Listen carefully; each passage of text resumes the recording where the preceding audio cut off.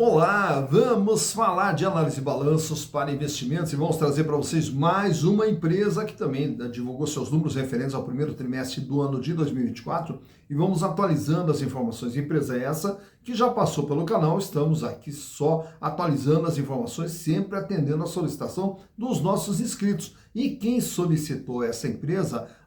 Quem solicitou foram os meus amigos, o William Teves. Ô William, parceiraço do canal, muito obrigado pela participação, muito obrigado pela sugestão, William. Um prazer poder lhe atender. E também é um prazer poder atender meu amigo Eduardo Reis, lá de São Paulo, que também sempre está participando aqui do canal. Um forte abraço para você, Eduardo. E também quem solicitou foi o meu amigo Juan Barruquelo. O Juan, também parceiraço, nossa, hoje aqui a elite do canal veio participar aqui junto conosco, mas a elite é muito maior do que apenas os três, maior do que o William, o Juan e o Eduardo, são todos vocês que fazem parte dessa elite do canal Silas Negraf aqui, que nos incentiva a continuar nessa caminhada, nessa trajetória. Caso também vocês queiram participar e mandar mensagens e também mandar sugestões, é muito simples, basta entrar aqui, ó, canal Silas Negraf e manda sua sugestão, aproveita, faça inscrição, dá o like, venha junto conosco, construir e repartir conhecimentos. Conhecimentos esses que, por sinal, estão disponíveis lá na plataforma Hotmart também, com todo o curso de análise de balanços para investimentos e também o curso de valuation, onde você vai poder aprender como que nós fazemos a captura dessas informações, o planejamento, a interpretação, a leitura dos números, escutar o que os números querem nos contar, e aí com certeza você vai aprender toda essa técnica para sempre escolher as melhores empresas nas quais investir. Empresas essas que, para construir patrimônio, a empresa tem que ser lucrativa, ela tem que ter um endividamento estável, ela tem que ter uma situação financeira confortável, justamente para quê? Para que ela possa gerar oportunidades de crescimento e, consequentemente, aumentar o patrimônio de quem nelas investe. Então, para escolher as empresas, tem que usar análise de balanço, e eu vou ensinar para vocês lá na plataforma Hotmart. No vídeo aqui na descrição, tem o link de acesso tanto ao curso de análise de balanços, como também ao curso de valuation. Então não perca essa oportunidade de aprender de uma forma muito rápida, simples e didática e com custo muito baixinho. Então venha junto conosco também na plataforma Hotmart, estarei esperando vocês. Bom, a empresa sugerida lá pelo Juan, pelo William e pelo Eduardo é a Boa Safra Sementes S.A., mais uma empresa do setor do agro, né? Então vamos acompanhar o que está acontecendo com as empresas do setor do agro nessa trajetória ali de 2023, 2024, como que está sendo esse começo de ano para as empresas do agro. Mas para entender o que é a Boa Safra, a gente tem que naturalmente contar a história. E essa história eu faço questão de contar porque é uma história muito linda. É uma história maravilhosa que com certeza você vai ver que os componentes da história acabam integrando os números. Então os números eles não acontecem por acaso. Os números eles acontecem de acordo com aquilo que vem sendo feito na empresa. E essa empresa ela tem uma história que começa com um garoto chamado Neri Copo. O Neri Copo, junto com a sua família, tinha uma pequena fazenda lá no interior do Rio Grande do Sul, né? Então, aquela fazenda familiar ali, o pai, mãe, os irmãos trabalhando na fazenda. E aí o Neri, ele vai cursar agronomia, até porque, ligado a esse setor, né, foi cursar agronomia. E ao cursar agronomia, aí um dia lá pega um jornal e olha, lendo o jornal lá, uma manchete lá, Brasília, terra de oportunidades. E aquilo acabou ficando na cabeça dele, Brasília, terra de oportunidades, né? Bom, mas na sequência ali, vem a notícia do falecimento do pai do Neri. E aí o Neri volta para a fazenda para ajudar os irmãos ali na condução da fazenda, junto com a mãe, etc. Mas com aquela ideia de ir para Brasília. Até que chega num determinado dia, ele vende a parte dele na fazenda. E toda a parte dele na fazenda equivalia, na época, lá no começo dos anos 70, a um Fusca. Olha só. Então, vendendo toda a parte dele, ele saiu com dinheiro equivalente a um Fusca. E com esse dinheiro ele vai atrás do seu sonho, vai para Brasília. Chegando em Brasília, ele vai trabalhar numa distribuidora, uma empresa grande ali, que revendia insumos agrícolas. E aí, como vendedor de insumos agrícolas, tem que sair visitar fazendas, tem que sair visitar clientes, né? E aí, um dos clientes que ele visitava sempre era lá no estado de Goiás, e aí numa dessas cidades de Goiás, em Formosa, ele acabou se encantando com a cidade de Formosa e viu que tinha uma fazenda lá à venda também. Bom, mas aí o que ele faz? Ele resolve sair da empresa em que ele estava e empreender por conta própria, montar sua própria distribuidora de insumos agrícolas. E aí ele monta ali um pequeno armazém, onde na frente, pequeno porque era pequeno mesmo, na frente ali era onde ele revendia todos os insumos, aí tinha uma divisória, atrás da divisória era o quarto onde ele e a esposa moravam, né? Então, dividindo ali a sede da empresa, né, junto com o dormitório onde o casal morava. E assim começa a trajetória de empreendedor do Neri Colpo. Bom, mas essa distribuidora, aos pouquinhos foi crescendo. E aí ia para Formosa lá e olhava aquela fazenda, até que chegou um dia lá, pensou, não, pô, vou comprar essa fazenda, botaram a fazenda à venda, e ele foi lá com muito sacrifício e acabou comprando a fazenda. Ao comprar a fazenda, qual que era a ideia? Plantar soja, né? Mas daí ele pensou, vamos plantar alguma coisa que gere um valor agregado maior. Aí começou a produzir sementes de soja. E a partir dali, então, a empresa dele começou a se desenvolver, vendendo sementes de soja e continua vendendo também os implementos e os insumos agrícolas ali. Bom, na sequência agora entra também a figura dos filhos do Neri, tanto o Marino quanto a Camila, que vem ajudar o pai no começo dos anos 2000. Tá? Mas aí na sequência, o Marino vai estudar em Brasília, e estudando em Brasília, daí ele ganha ali um convite, né, recebe um convite para ser trainee numa bolsa de Chicago, né? E aí vai para os Estados Unidos trabalhar na bolsa de Chicago, onde ele passa a ter todo o conhecimento desse mercado, além da plantação, como que funciona toda a venda desses produtos dentro do mercado não só nacional, como internacional. Na sequência, ele volta para casa com os pais lá e com a irmã, com a Marina, e aí vê que a empresa realmente cresceu, só que ela cresce daquele jeito, né? Onde tudo ali acaba sendo meio que misturado, tanto a parte da distribuidora, a parte da fazenda, a parte da produção de sementes, etc. E aí ele, junto com a Marina, resolve organizar a empresa. E a partir desse momento que eles fazem a reorganização da empresa, a empresa começa a crescer agora de forma equilibrada, de forma sustentável. E nesse crescimento todo, aí a empresa começa a comprar outras propriedades, aí compra propriedades lá, além de Formosa, também em Cabeceiras, em Goiás, também em Buritis, Minas Gerais, Jaborandi, na Bahia, e mais recentemente também compra uma outra propriedade em Sorriso, no Mato Grosso.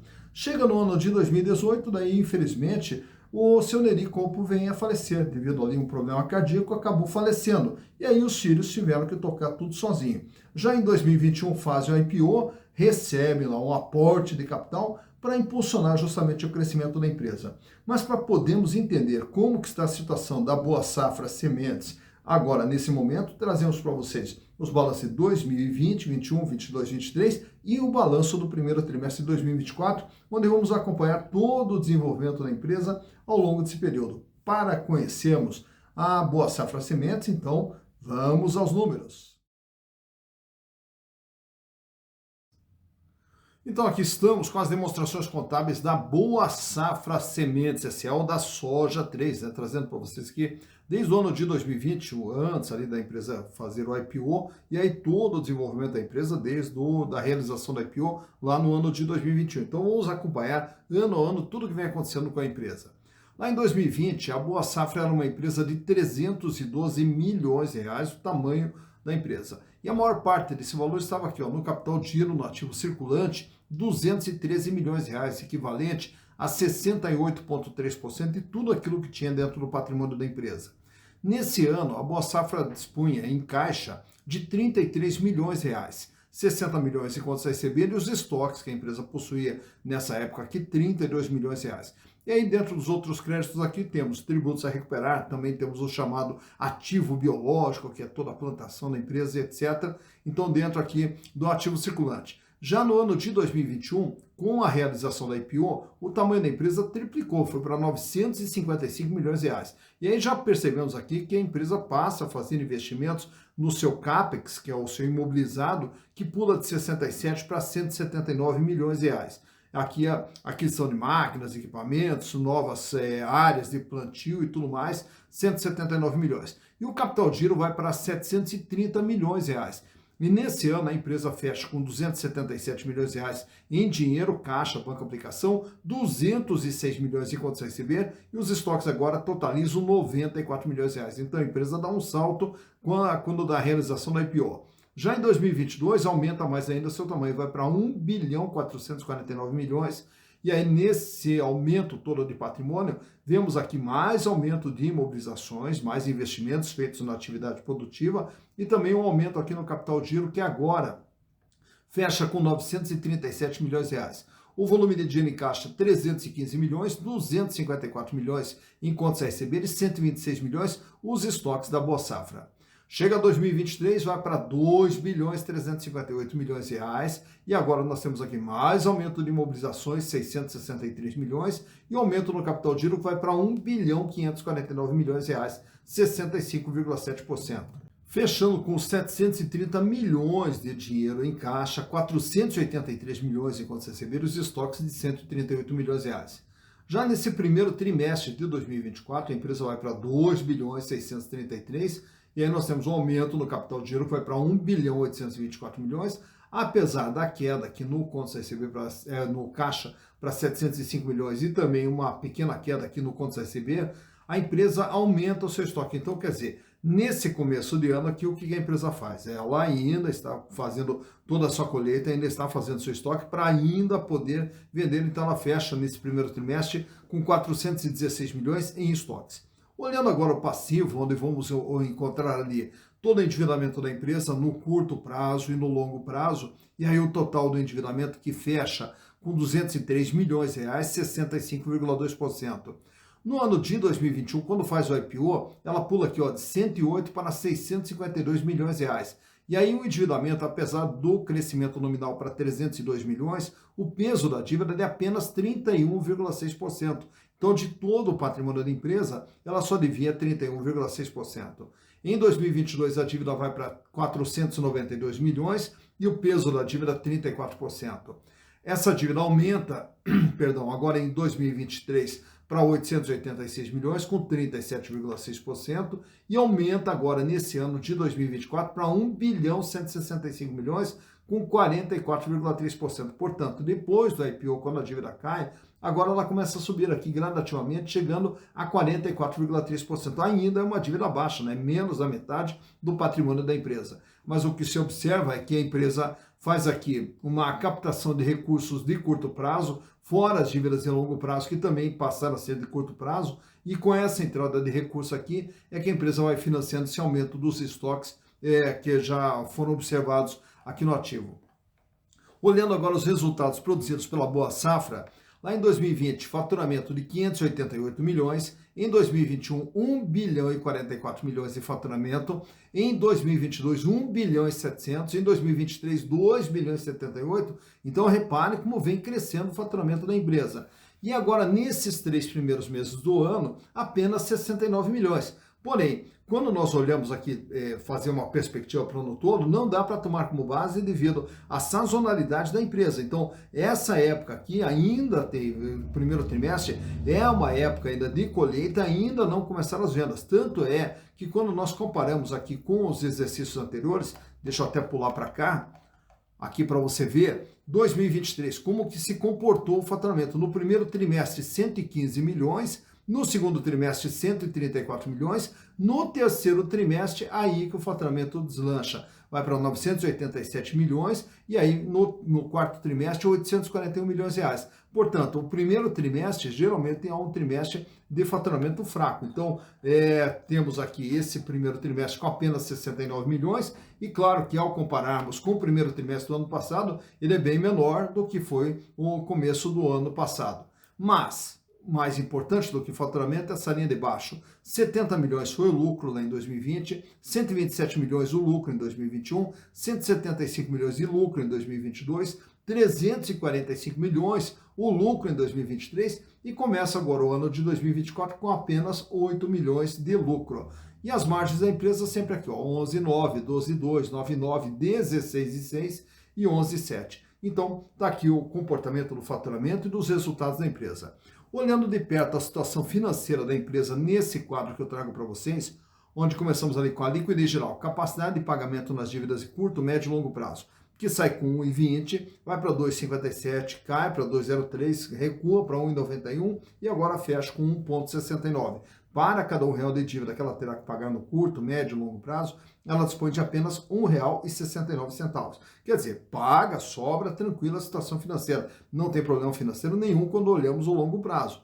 E quando nós olhamos o curto prazo, que é o gráfico ao lado, liquidez corrente, ele sai com 1,47, vai para 3,16, 3,21, vai para 4,58 e agora recua para 1,97. Para cada R$1 de dívida que vence no dia a dia, a Boa Safra dispõe de R$1,97. Uma situação financeira extremamente confortável. Já o endividamento nesse quadro aqui, temos ali o comportamento e o tamanho da dívida, que sai com 65,2, cai para 31,6 quando do IPO, sobe para 34% em 2022, 37,6% em 2023 e agora, em março de 2024, fecha com 44,3%. Nesses outros indicadores aqui temos alguns índices relacionados à rentabilidade, a começar pela margem líquida, que é o que vimos há pouco ali na DRE, que é quanto sobra para a empresa. De tudo aquilo que ela vende, paga custo, despesa operacional, resultado financeiro, impostos, sobrava praticamente 12%. Lá em 2020, 12,2% em 2021, 9,9% em 2022, 16,6% em 2023 e esse ano vem trabalhando com uma margem líquida de 11,7%. O gráfico do meio, rentabilidade do ativo, ele vai nos mostrar quanto que a empresa ganha em relação a tudo aquilo que foi investido no seu patrimônio. E esse índice sai com 22,5%, cai para 13,4%, cai para 12,1%, daí sobe agora em 2023 para 14,6%. Então, em relação a tudo que foi investido, a empresa gerou um ganho de 14,6%. O terceiro gráfico ali à direita é o ganho dos acionistas. Quem tinha as ações da empresa lá no ano de 2020 tiveram um ganho de 64,5%. Naturalmente que nesse ano os acionistas eram apenas da família, né, visto ainda não ter sido feito o IPO. Quando é feito o IPO, que agora sim temos a figura dos acionistas de fora, em 2021 ganharam 19,6%, em 2022 18,3% e agora em 2023 tiveram um ganho de 23,5%.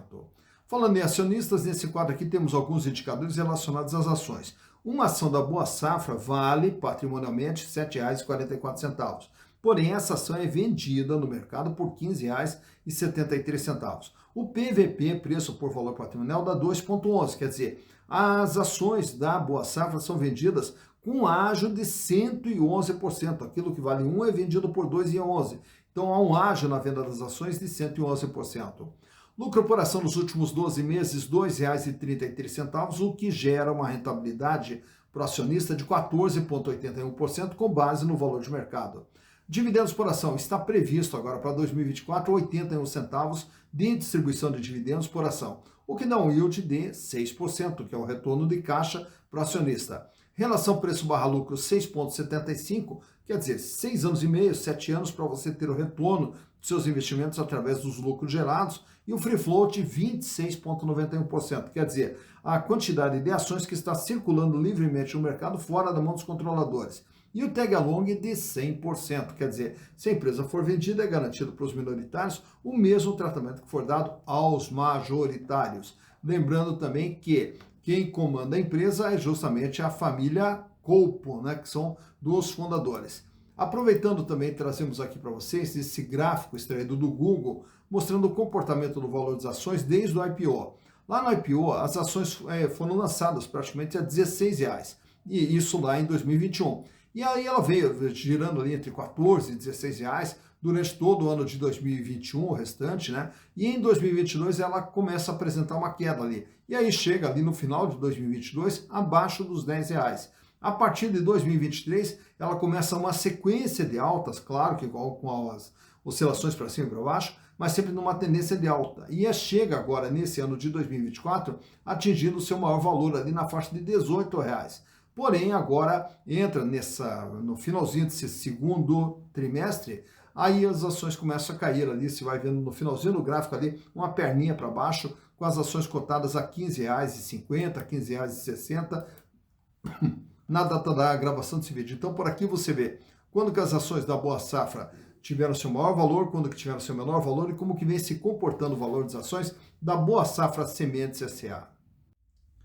Tá, então, mais uma empresa analisada, Boa Safra Sementes S.A. E que história linda, né? Que história maravilhosa do seu Neri Colpo, que vem lá do nada, né? E constrói todo esse patrimônio aqui, que hoje é tocado aí pelos filhos. E caso você também pretenda ser sócio, entrar na sociedade, né? As ações da empresa estão disponíveis. Mas para isso, naturalmente, que a gente tem que estudar a empresa, tem que conhecer os números, ver as oportunidades que ela pode gerar, os riscos, né? E tudo isso aí a gente vê pela análise de balanço que a gente procura repartir aqui com vocês, trazendo todas essas informações para que você possa sempre tomar decisões de forma mais acertada, de forma consciente, reduzindo riscos e ampliando as possibilidades de retorno, né? E a Boa Safra Sementes, que é uma empresa que é do setor do agro, e o agro que tem a sua característica própria, o agro que aqui no Brasil é extremamente forte. Porém, nós temos aqui diversas variáveis que acabam interferindo, né, nos números da empresa. A começar que toda a parte do agro,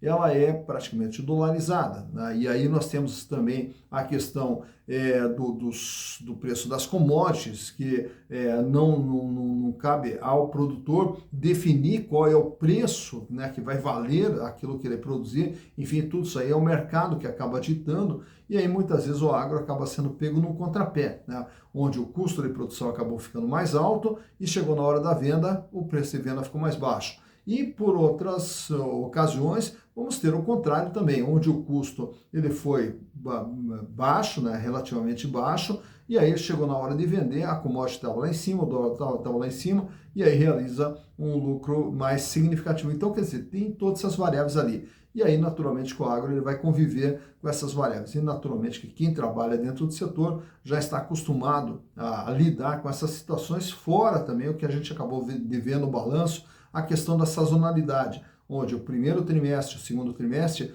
é praticamente os trimestres de produção, de colheita, de armazenamento, e o terceiro trimestre, o quarto trimestre, que são os trimestres de venda também. Então, tudo isso aí a gente acaba conhecendo através aqui dos números apresentados pela empresa. E aí, conhecendo a empresa, agora você decide se quer colocar ou não no seu radar para fazer investimentos na empresa de acordo com os números que você acabou de ver, né? E aí, com isso, sempre, como eu digo, fazer as decisões conscientes, sabendo o que está sendo feito, reduzindo riscos e ampliando as possibilidades de retorno para construir o seu patrimônio. Patrimônio esse que lá na frente possa lhe proporcionar uma vida mais digna e uma vida cada vez melhor, que é o que todos nós merecemos. Dito isso, bons investimentos para vocês.